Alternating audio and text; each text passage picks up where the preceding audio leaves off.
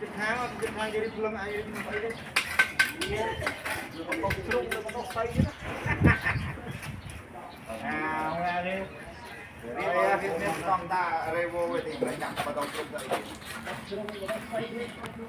Mà này hàng đưa ra ơi.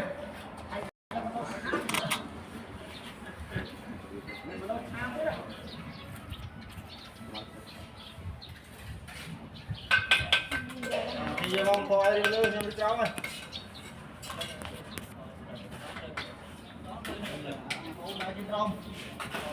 Tao mới chạm mình chừng.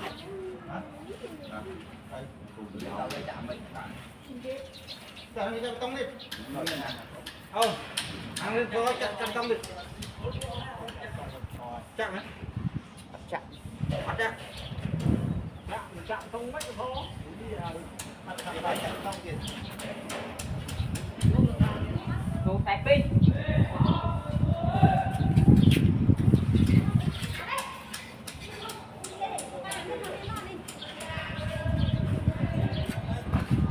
Nhà nó bóng đâu, không luôn cái mà chạm, không tắt đâu.